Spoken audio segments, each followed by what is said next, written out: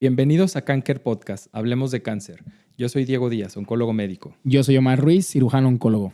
El día de hoy hablaremos de un tema muy importante, ya que esta enfermedad del cáncer se puede asociar a diferentes padecimientos o puede haber diferentes enfermedades asociadas y una de ellas es la anemia. Y para esto contamos con la doctora Carla Bermúdez, que es especialista en el tema. Bienvenida, Carla. Hola, ¿cómo están? Yo soy la doctora Carla Bermúdez, soy hematóloga y tengo una alta especialidad en medicina transfusional. Estuve trabajando 2 años en el Instituto Nacional de Cancerología y fui jefa de banco de sangre. Oye, Carla, eso de medicina transfusional, ¿a qué se refiere? O sea, porque generalmente lo digo como en el gremio médico y me imagino que en la población general queda mucha duda. Eso de medicina transfusional, ¿te imaginas como que es alguien que trabaja en banco de sangre y que no necesariamente tiene que ser médico, ¿no? Pero yo creo que ahí me gustaría que compartieras un poquito de cómo se trabaja o cuál es tu función ahí o que desarrollaste pues en el instituto por varios años. Sí, para tener esta alta especialidad sí necesitas ser médico graduado y hematólogo. O sea, es una alta especialidad para hematólogos y para patólogos clínicos. Y bueno, la especialidad se trata de ver toda la cadena transfusional, que es esto, desde la fase preanalítica, la transfusión, hasta la fase posterior a la transfusión. Nosotros vemos cómo se produce un producto, o sea, como la parte administrativa, pero también nosotros nos encargamos de ver las reacciones que pueden tener asociadas a la transfusión y también vemos la parte de indicaciones de transfusión, no nada más de concentrados eritrocitarios, sino también de los otros productos sanguíneos, que son las plaquetas y el plasma. Entonces, nosotros apoyamos a toda la parte clínica y quirúrgica para saber en qué momento vamos a transfundir un paciente. Y también vemos todas las reacciones que puede presentar el paciente asociado a esta transfusión. Entonces, ahí en el Instituto de Cancerología fundamos una clínica de anemias y esto pues les ayudaba a los servicios pues tanto oncológicos como quirúrgicos para determinar cuál es la cifra ideal para transfundir a un paciente y también podíamos evaluarlos previos a un procedimiento quirúrgico porque pues todas las transfusiones van a producir un riesgo en el paciente, entonces nosotros podemos mejorar las cifras de hemoglobina para que así el paciente no tenga estos efectos adversos asociados a la transfusión. Muy bien, perfecto. Y ahorita que ya mencionaste lo de la hemoglobina, pues empezando con el tema, Carla, ¿cómo podríamos definir anemia? La Organización Mundial de la Salud va a definir a la anemia como una disminución de la cantidad de hemoglobina circulante y lo va a diferenciar entre hombres y mujeres. Las mujeres va a ser una cifra menor a 12 y los hombres va a ser una cifra menor a 13. También tenemos otra asociación que ve a los efectos adversos por un medicamento y demás, y específicamente en cáncer, se unió con la Organización Mundial de la Salud para definir la anemia de acuerdo a género también y de acuerdo a severidad. Y vamos a ver que, de acuerdo a la severidad, vamos a ver que en mujeres van a ser cifras de hemoglobina menores a de 11.9 a 10 y en hombres de 12.9 a 10. Sabemos que es un gramo más bajo en las mujeres y esto pues relacionado a pues la parte ginecológica. El grado 2 va a ser cifras de hemoglobina entre 8 y 9.9, igual para hombres y mujeres. Y el grado 3 van a ser cifras de hemoglobina menores a 7.9. Cifras ya menores a 6 pues son cifras de hemoglobina que van a poner en riesgo en algunas ocasiones la vida del paciente y bueno, tal vez requiere ya de un tratamiento pues más activo, ¿no? Muy bien, entonces nada, para retomar, para la población en general, tomamos como referencia para establecer una anemia el valor de la hemoglobina, ¿no? Igual nos puedes también mencionar un poquito de qué es para la gente que no sabe, qué función tiene. Y sería bueno que nos hables un poquito de la epidemiología de manera global, qué tan frecuente es la anemia, algunas estadísticas que tengas. Sabemos que aquí en México no tenemos mucha información, pero sí que nos compartas de lo global. Y bueno, básicamente lo que hace la hemoglobina es transportar el oxígeno a todos los órganos o tejidos para que puedan cumplir sus funciones de manera adecuada. Entonces, si tenemos cifras de hemoglobina baja, pues este oxígeno no puede transportarse y no va a funcionar de manera adecuada el cuerpo. Y así como epidemiología, pues nosotros sabemos que la prevalencia de anemia va a ser del 30 al 60% en los pacientes con cáncer. Nosotros, al momento del diagnóstico, al 30% de nuestros pacientes van a tener anemia. Y ya durante la evolución de la enfermedad y el tratamiento, más o menos a los 6 meses que ya hicimos el diagnóstico del cáncer, casi el 60 hasta el 90% de los pacientes van a tener anemia. Entonces, es bastante fuerte la cifra. Entonces, es algo que tenemos que tener en cuenta cuando vemos a nuestros pacientes. Oye, Carla, y ya que tenemos estos datos que sin duda es algo importante a considerar en todos los pacientes con cáncer, como dices, desde el diagnóstico y durante su seguimiento, ¿cuáles son las principales causas de anemia en un paciente con cáncer? Sí, algo que tenemos que tener en cuenta es que el paciente con cáncer va a tener múltiples factores que van a hacer que el paciente tenga anemia. Entonces, siempre hay que buscar esas causas y no nada más quedarnos con el diagnóstico de cáncer y que por esto es la anemia. Entonces, algo importante que tenemos que buscar es, de acuerdo a los principales 3 mecanismos que están involucrados, es la producción de glóbulos rojos, la destrucción de los glóbulos rojos y las pérdidas. En cuanto a la producción, vamos a ver que la quimioterapia está involucrada. Ya sabemos que hay agentes que son tóxicos para la médula ósea, que esta médula es la que produce todas las células de la sangre. También la radiación es importante, también algunos medicamentos como la inmunoterapia también van pues, a afectar esta producción. Luego vamos a ver que en cuanto a la producción hay otros factores que van a afectarla, como algunos agentes infecciosos. Los principales que van a disminuir la producción de las células de la sangre va a ser citomegalovirus y parvovirus B19. Y en cuanto a algunas enfermedades, sabemos que por sí la inflamación va a evitar que los depósitos de hierro sean utilizados para la producción de la sangre. Y bueno, otras patologías que pueden tener el paciente. Generalmente algunos pacientes pueden tener enfermedad renal crónica y sabemos que en el riñón se produce una hormona importante para la producción de la sangre. En cuanto a las causas que van a destruir estos glóbulos rojos que van a salir a la circulación, también nuevamente van a ser algunos tratamientos de inmunoterapia, algunos agentes que van a hacer que estos glóbulos rojos no se dividan de manera adecuada y se destruyan dentro de la médula, y también la inmunoterapia. Y en cuanto a algunas infecciones, se está relacionando la infección por virus de inmunodeficiencia humana con la destrucción de células sanguíneas. Sabemos que algunos tipos de cánceres están relacionados a esta infección. Y algunas enfermedades también que están relacionadas al cáncer, que van a hacer que se destruyan estos glóbulos rojos, va a ser, por ejemplo, la anemia hemolítica autoinmune, que está relacionada con trastornos linfoproliferativos como linfoma, leucemia y otros tumores sólidos. También algunas infecciones que van a hacer que pues, en el cuerpo pase algo que se llama coagulación intravascular diseminada. Esto hace que también se destruyan estos glóbulos rojos y bueno, los que van a poder propiciar a que se presente esta enfermedad va a ser algunos pacientes con cáncer y que tengan alguna infección al mismo tiempo. Y bueno, por último, uno de los otros factores que también va a hacer que se produzca esta anemia va a ser las pérdidas. Y dentro de las pérdidas siempre tenemos que tomar en cuenta los medicamentos. Sabemos que a veces los pacientes con cáncer pueden tener una polifarmacia y bueno, uno de los medicamentos que tenemos siempre que visualizar cuando estemos abordando esta anemia van a ser los anticoagulantes que pueden causar hemorragias crónicas, la aspirina, que también hay unos pacientes que tienen alguna enfermedad cardiovascular junto con el cáncer.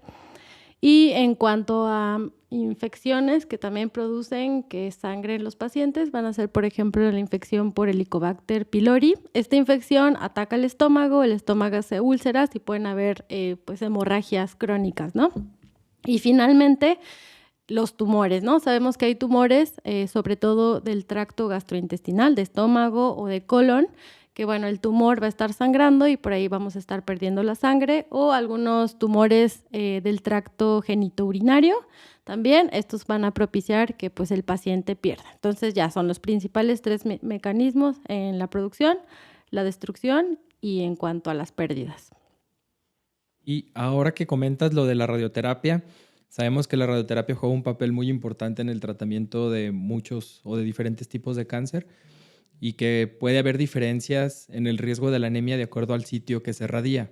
En este punto, ¿qué nos podrías o qué le podrías comentar a nuestra audiencia? Sí, algo importante es el sitio donde reciben radioterapia.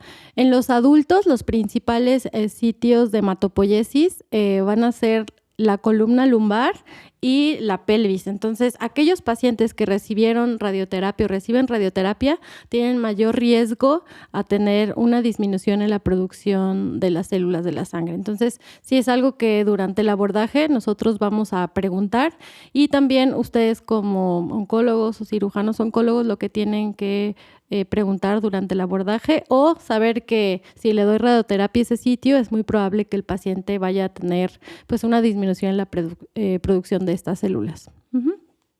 Muy bien, Carla. Y sabemos que existen diferentes, tú lo comentaste, que cuando baja la hemoglobina, pues baja la distribución del oxígeno y eso, pero ¿cómo se representa o cómo los pacientes o la población en general puede pensar o hacer pensar si tiene anemia? O sea, como qué síntomas tienen los pacientes.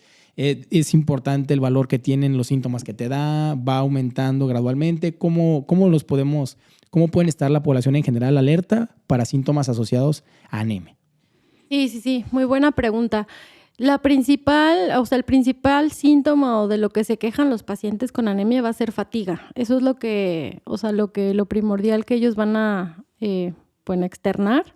Entonces, eso es el principal síntoma. También van a tener intolerancia al ejercicio.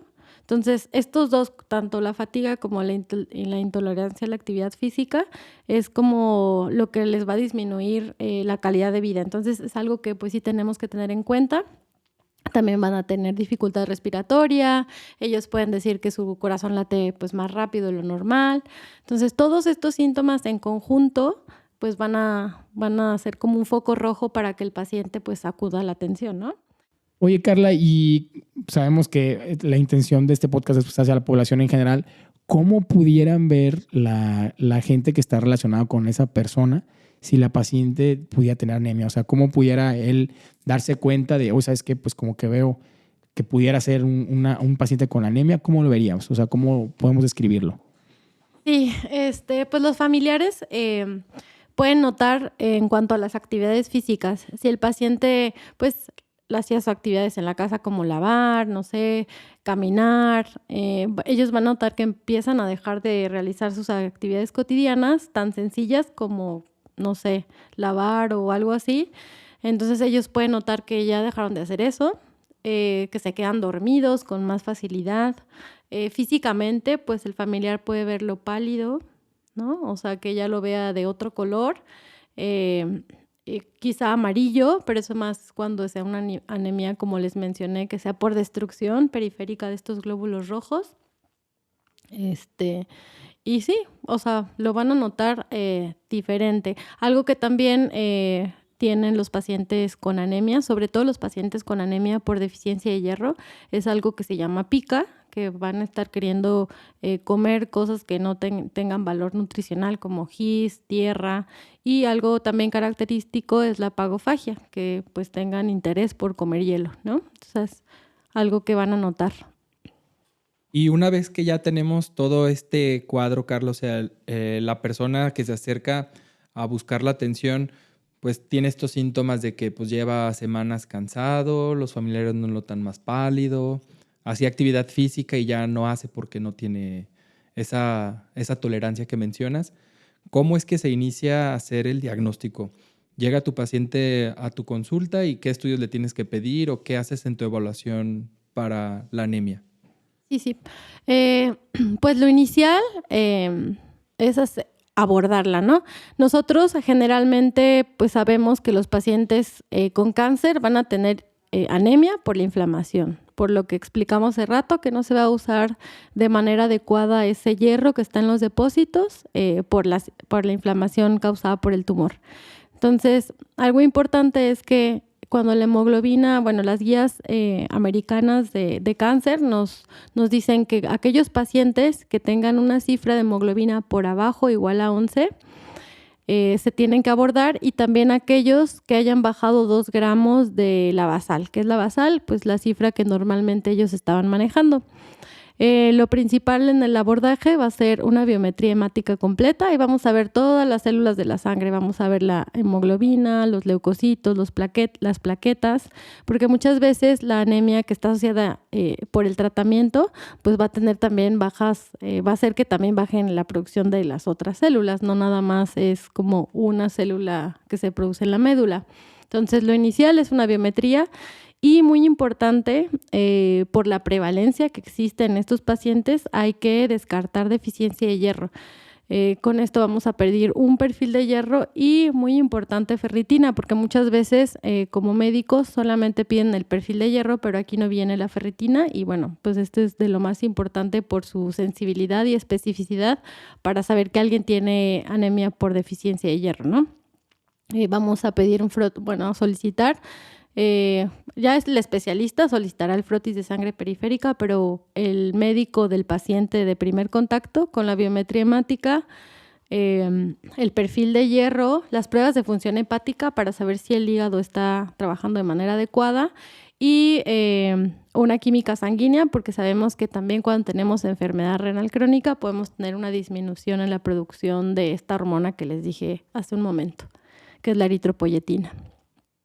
Y sin duda este abordaje, pues me imagino que es más extenso porque conforme vas teniendo resultados, también puedes tener que quizá lo de la función del riñón, del hígado y todo esto va saliendo normal y esto te va orillando a que vayas buscando otras causas pues menos comunes quizá. Y otro punto importante en los pacientes con cáncer es siempre también en la parte del interrogatorio, como bien mencionaste, una causa frecuente son las pérdidas. Entonces, estos tumores del tubo digestivo o genitourinarios, que de por sí el tumor puede estar sangrando, pues es una de las principales cosas que supongo abordas durante la consulta. Sí, claro. También recordar, no nada más la deficiencia de hierro, también hay que pedir otras vitaminas, como la vitamina B12 y el ácido fólico, que pueden estar también bajos en estos pacientes por la dieta, ¿no? Generalmente. Ok, Carla, y bueno, ya una vez que tenemos, digamos, el estudio, como habías mencionado, la hemoglobina, el perfil de hierro, etcétera, y vemos que el valor está por debajo de los valores de referencia o los valores normales, ahí en ese momento entras tú ya para como hematología como tal para el abordaje de este problema de la anemia, o cuando debemos nosotros decir, ¿sabes qué? En este momento debemos de referir ya a un hematólogo, ¿no? Que ya no lo haga el médico que a lo mejor lo detectó de un inicio y ya sea el camino para la hematología. Sí, no, o sea, al inicio sí lo puede abordar el médico tratante, el oncólogo o el cirujano oncólogo o el doctor que está encargado del paciente, porque las principales causas pues va a ser una deficiencia, la inflamación del tumor y secundaria o una deficiencia de hierro. Entonces, esa sí la pueden abordar ellos. Si sale el perfil de hierro alterado con la ferritina, pues ellos mismos pueden darle pues el seguimiento y el manejo. Pero en las causas me faltó mencionar que algunos tumores pueden afectar la médula del hueso. ¿Qué quiere decir? Que el tumor vaya a hacer metástasis a la médula y por esto ya no se produzcan las células. En ese caso, cuando ya el médico tratante no encuentra las principales causas, que son deficiencias vitamínicas, hierro, inflamación, algún problema hepático o renal, ahora sí, pues lo importante es ya referirlo con el hematólogo para que haga un estudio más a profundidad, que será un frotis de sangre periférica para ver cómo están las células circulantes. Si no encontramos alguna alteración ahí, pues ya quizás hacer un estudio más profundo, que sería un estudio de la médula del hueso para ver si no hay alguna alteración ahí. Oye, Carla, y una vez que ya se estableció todo o que completaste este abordaje y este diagnóstico, ¿cómo es el tratamiento de la anemia? Sí, Diego, pues fíjate que tenemos algunas buenas herramientas para poder tratar a estos pacientes.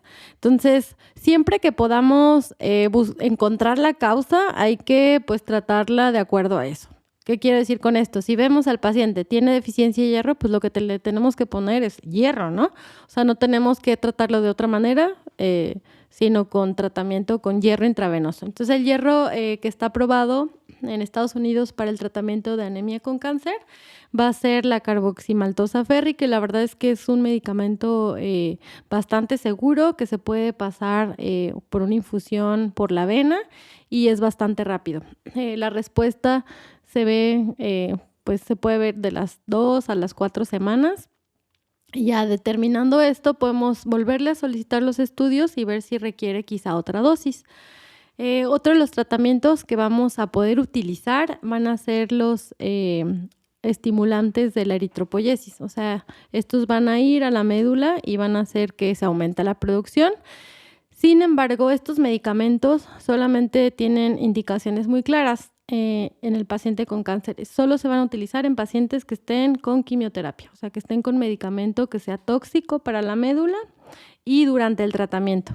¿Esto por qué? Porque se ha visto que hay pues mucho riesgo de que se forme un coágulo en el paciente, en algunos tumores que pueda haber metástasis. Entonces, las únicas indicaciones va a ser paciente con tratamiento de cáncer que sea tóxico y durante el tratamiento, y también aquellos pacientes que ya no tengan metas de curación, o sea, que sea un paciente que va a tener pues el tumor que ya no es curable, que no es resecable. Estos pacientes son los candidatos para este tratamiento. Aquí me gustaría hacer una pregunta, Carla, de algo muy interesante que lo mencionaste, que estuviste trabajando en el instituto y que era sobre todo en los pacientes, yo en mi área pues que es la cirugía, que muchas veces cuando el paciente no está en un valor de hemoglobina apto para una cirugía, digamos por algún tumor en el colon o algo que está sangrando, y muchas veces la conducta es pues transfundir a los pacientes para tener el valor de hemoglobina necesario, ¿no? Y sí me gustaría que les platicaras un poco de lo que se hacía o lo que se hace en el instituto de esos pacientes que tienen un valor de hemoglobina bajo, que no tienen una alarma o una urgencia inmediata de operar al paciente, que pueden existir protocolos en los cuales mandas a tu paciente con la hematóloga y se les puede poner, como lo habías dicho, hierro, y al cuánto tiempo más o menos nosotros podemos esperar que el valor suba y podamos operar a nuestro paciente, ¿no? Porque es una conducta que vemos y que creemos que a lo mejor no hay riesgos en las transfusiones. Y me gustaría que platicaras un poquito más, digo que es la parte que a mí me toca ver, ¿no? Un paciente que no está en las condiciones y a veces queremos apresurar un poco para poder operar a la paciente y sabemos que a lo mejor los beneficios no son tantos. Sí, es un tema muy importante, sobre todo porque pues sabemos que si o sea, es un paciente que va a ser programado para una cirugía, sabemos que estas cirugías pues son electivas, no son emergencia. Entonces, lo ideal es optimizar a este paciente en cuanto a la cantidad de hemoglobina que tengan circulando. ¿Y cómo se hace eso? Nosotros teníamos una clínica de anemia donde nosotros valorábamos a los pacientes que iban a ser sometidos a un procedimiento quirúrgico, solo aquellos que tenían cierta cifra de hemoglobina. Los evaluábamos el periodo previo a la cirugía mínimo para poderlos evaluar eran 21 días, y esto es porque si tenemos esta cifra de hemoglobina y tenemos este perfil de hierro alterado, nosotros tenemos tiempo para que esa hemoglobina mejore y así el paciente entre pues, en mejores condiciones. Entonces, el tratamiento de alguien que tiene un tumor en el colon o en el tracto gastrointestinal que sangre y que tenga deficiencia de hierro no es transfusiones, es pasarle hierro, que es lo que le hace falta. Sobre todo porque el hierro lo pueden utilizar de manera inmediata. Si nosotros lo transfundimos, vamos a tener que esperar a que esos glóbulos rojos se destruyan para que pueda ser captado ese hierro. Entonces no es inmediato. Es mucho más efectiva la administración de hierro, sobre todo en nuestros pacientes. Entonces mi recomendación es que no apresuremos una cirugía que es selectiva. Hay que mejorar las condiciones del paciente porque tanto las transfusiones como operar a alguien con cifras muy bajas de hemoglobina aumenta la mortalidad. Entonces yo creo que algo que les puedo dejar es que siempre que tengan un paciente que tenga anemia y que ustedes sepan la causa, traten la causa y esperen a la cirugía. Siempre, claro, como tú dijiste, que no fuera una urgencia, ¿no? Exacto, siempre y cuando no sea una urgencia.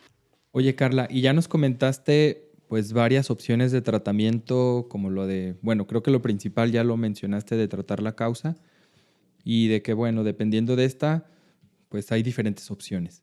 Pero, ¿cuándo entonces es cuando hay que transfundir al paciente? Porque esto sí es una conducta que vemos muy frecuente pues, en la práctica clínica, de que a veces quizá vemos que bajó muy poquito la hemoglobina y vemos que ya en la calle pues el paciente o el médico ya está transfundiendo al paciente y quizá no ha hecho todo este abordaje ni ha visto si se puede tratar con otra terapia como la que ya nos comentaste. O sea, ¿cuándo hay que transfundir entonces?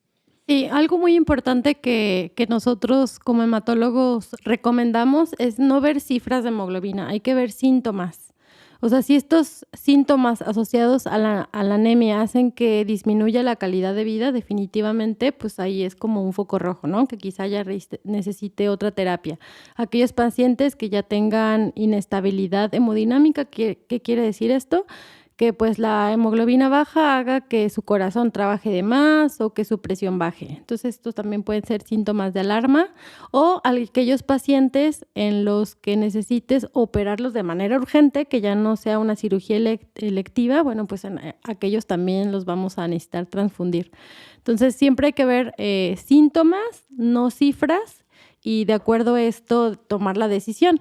En algunos casos, las guías también de las sociedades de banco de sangre proponen umbrales para las cifras de hemoglobina, tanto restrictivos como liberales. Se prefiere o se sugiere, porque acuérdense que son guías, todo es sugerencia de expertos, tener los umbrales para los pacientes con cáncer restrictivos. ¿Qué quiere decir eso? Transfundir si mi paciente tiene por debajo de 7 a 8 de hemoglobina. Obviamente hay que buscar las causas y ver todos los demás factores. Cada paciente es diferente y por eso ellos nada más hacen una sugerencia. Y entender a un paciente como un todo, ¿no? O sea, como bien dices, no solo ver la cifra de hemoglobina, sino de que hacer un abordaje integral y un tratamiento pues centrado en cada persona. Así es.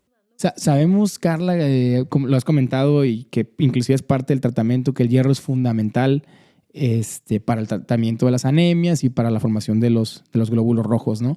Pero existen muchas veces, sabemos que en la audiencia, pues en la población en general, siempre hay como que mitos de qué alimentos aumentan el hierro, dónde sí es más rico el hierro, que si en el betabel, que, ¿sabes? Siempre escuchamos ciertos rumores. Sí me gustaría que ¿dónde podemos encontrar en la alimentación el hierro disponible? O sea, ¿dónde lo podemos obtener de una manera natural? Sabemos que muchas veces la disposición no es tan alta y por eso utilizamos muchos suplementos de hierro, ¿no? Y sí me gustaría también que nos pudieras decir en qué momento no está indicado dar hierro también, por ejemplo, intravenoso, si existe alguna contraindicación que no podamos dar el hierro, ¿no? En general. Sí, claro. Sí, o sea, sabemos que igual estos pacientes, ya que los vamos a llevar a una cirugía o van a necesitar tratamiento de quimioterapia, pues sí necesitamos hacerlo de manera pues más rápida, ¿no? Entonces esto solamente se va a conseguir con hierro vía intravenosa, pero sí nos podemos apoyar de un equipo de nutrición para que ellas pues también con su manejo les ayuden a los pacientes a saber qué alimentos pueden contener más cantidad de hierro, ¿no? Los principales van a ser el hígado, las vísceras, ¿no? En general el hígado, riñón, carne, algunas nueces, almendras, semillas, que son alimentos que son ricos en hierro.